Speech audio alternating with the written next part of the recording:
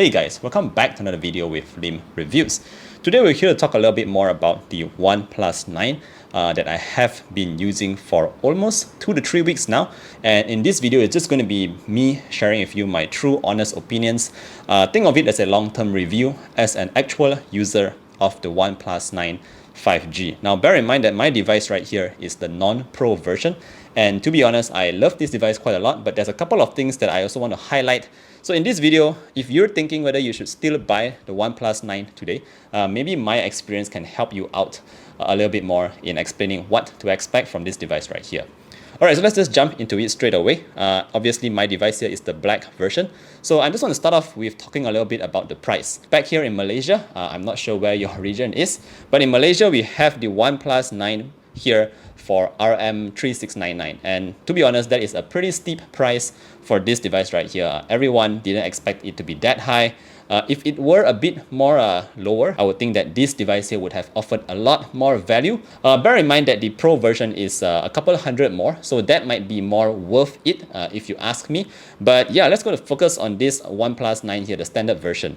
In terms of my personal use, day-to-day use, I'm not going to bore you with all the specifications because you probably already know that. So in terms of using it on a day-to-day use, how does it feel like to use this device? First up, I want to talk a little bit about the build quality and how it feels like to use this device. So another thing, one thing I did like about the design was I like the fact that we have this pretty flat camera bump here. It's not a big one at the back here, as you can see. But what I didn't really like about this was the fact that it feels like a mid-range device to me. So that is one thing that I'm not too fond of. Of course, I think if it came in a different color, that might be a totally different experience. But here on this device right here, it does look like a mid-ranger, and I've spoke to a couple of my friends as well. Whenever they see this, they also thought that this is like a mid-range device. But as soon as you get to use it, guys, my experience has been very pleasant with using this device. So for example, we have a very nice and smooth display here, 120 Hz of course. Display gets very bright. It is also very vibrant, plenty of contrast levels and saturation levels. I have nothing to complain about this display right here. It is a very nice display. If you use a suitable wallpaper, you might get a very nice experience as well. Something like this, very contrasty and saturated. One thing I did notice was that I had a poll on YouTube, and apparently a lot of you guys actually watch a lot of videos on your smartphone. So the display here is actually very important, and the good news here is that you won't be disappointed by the display on the OnePlus 9 right here. So very, very nice display here, no complaints whatsoever. Alright, the next thing I want to talk about here is the sensitivity of this display. So as a gamer myself, I do play a lot of Mobile Legends. I know some of you guys play other games, but me personally, I have to admit, I spend most of my days playing Mobile Legends here. And so far, it has been a pretty decent experience. So in terms of gaming, right, one thing you need to know is that it does get very sensitive for the screen. So it's very nice to play games on this device right here. Another thing you need to know here is that the processor as well as the RAM here is definitely enough for you to actually have a decent gaming experience. I would say decent, but actually it's very good. The good news here is that the device does not heat up that much. I know there is a heating issue with the Snapdragon 888, but using it for gaming wise, I have no complaints. Of course, if you're playing games, more graphic intensive games like Genshin Impact and all that, surely it will take a little toll on the heat at the back here, but that's not what I was playing. So I have to be frank with you, I don't experience overheating on my device at all. Alright, so day-to-day use, apart from gaming, just using your Instagram, Facebook and all that. Like I said, we generally use our phones the most just to browse the internet, for example. Browsing for lots of stuff. For example, I always check out the news, and this is my favorite go-to website right here. So this is the news. It's taking a little while to load up, but otherwise it is very nice to use. Apart from that, we also have my Instagram right here. Launched this up pretty quick, not too slow as well, very fast actually. If you notice, everything is very fluid and smooth on the device itself. So Facebook as well, I can go into that. Of course, you can just continue browsing. I don't really browse a lot of Facebook, but I must say that it has always been a very smooth experience browsing my social media on this device right here. So that's definitely a plus point right there. So overall, in terms of just using it on a daily, guys, if you're using this as your main device, you play a moderate kind of games, you do a lot of social media, you watch a lot of videos, it is actually a very pleasant experience here because everything is just very smooth, and I have no lags whatsoever on this device. So one thing I do need to point out though is that the haptics engine on this OnePlus 9 is actually quite nice to use. You do have these very tiny vibrations all over the display whenever you do some interactions with the device, and I think it does come with a pretty decent haptic engine right here. Definitely not like those cheap or more lower price kind of devices where the vibration just doesn't make you feel comfortable at all. But for this, it actually does feel pretty good. So I would say that in terms of the haptics, it's definitely a plus point over there.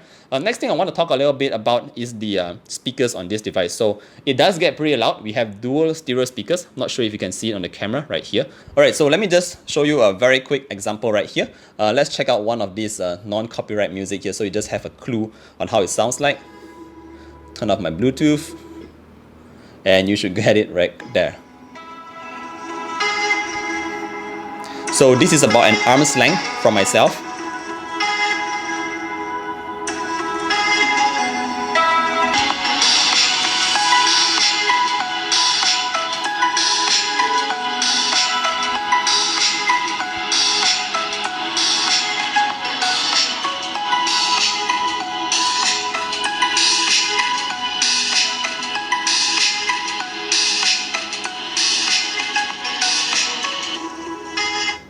So in my opinion, the sound does sound pretty good. Audio quality wise is pretty stellar. We have decent bass and it doesn't vibrate that much on the back, which I really appreciate.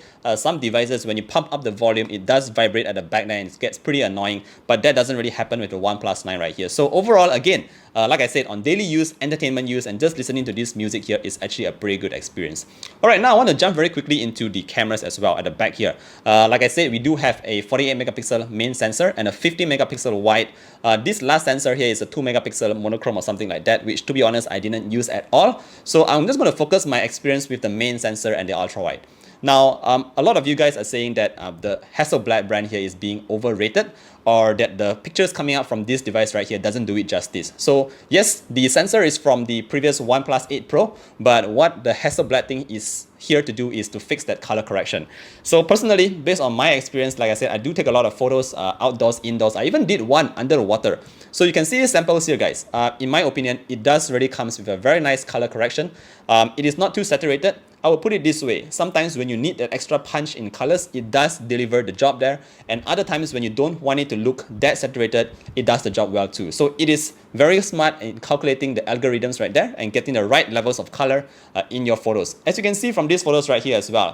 So overall, my understanding on this device right here, in terms of the camera performance, I love it. I like the experience coming out from this device right here. I like the cameras. So you can see, if you do take these photos one step further and you try to edit them, you can get some really nice results. And of course, you have to take some proper photos to be able to get the maximum out of your device itself. Trust me guys, the OnePlus 9 here does a pretty good job, and I am still very impressed with the kind of photos that are coming out from this device right here. Alright, so in terms of videos, unfortunately I can't say the same. The videos coming out from this device right here is, I would say, is mid-range at best. You can't compare it to like the iPhones or the Samsung Galaxies S21 and all that. So it's not really meant for video. I also noticed that it is missing the OIS. We only have EIS in here. To be honest, stabilization is quite good here with the EIS, but the overall video quality is not that great. In terms of color, for your skin tones and all that, it kind of misses out on that as well. So if you're thinking of buying a device like this to shoot videos, I think this might not be the right device for you. But if you take a lot of daily photos here and there, and you like to do a little bit of editing to get the best picture or the best feel out of that photo, you might actually still check out the OnePlus 9 right here. Alright, last but not least, let's talk a little bit about the battery, because we have a 4500 milliamp hour battery in the back here. So like the number suggests, it's not a huge battery right here. What you do get is a 1 day, definitely a 1 day kind of battery on a single charge with the OnePlus 9 right here. You can't really go more than 1 day unless you really use your phone sparingly without much notifications. Me personally, I did notice that based on my use case here, I was only able to get 1 day max, and the charger in the box does charges up pretty quick. But yeah, I would have hoped that it came with a 5000 milliamp hour battery so that I could just get at least like 2 days of battery life on the OnePlus 9 right here. Okay guys, so that is my experience with the OnePlus 9. Overall, would I recommend it to you, or would I say, do I like this device? No doubt, I do like this device, guys. Apart from the price being too high for that matter, and apart from the fact that it does still look and feel like a mid-range device, I do hope that I had a different color right here, because that would fix that. But overall, the user experience itself, just using it on the daily, the display, the good cameras, everything was really pleasant, guys. I'm really happy and impressed with this device right here. And if I were to say that if price wasn't an issue, yes, I would still recommend everyone the OnePlus 9. There's one thing that you can't hate about the OnePlus 9, and that is the UI for that matter, because there's just so little bloat and it looks very close to stock Android, and it's just a very nice experience using this kind of UI here on the OnePlus 9. So that's definitely a huge plus point here for the OnePlus 9.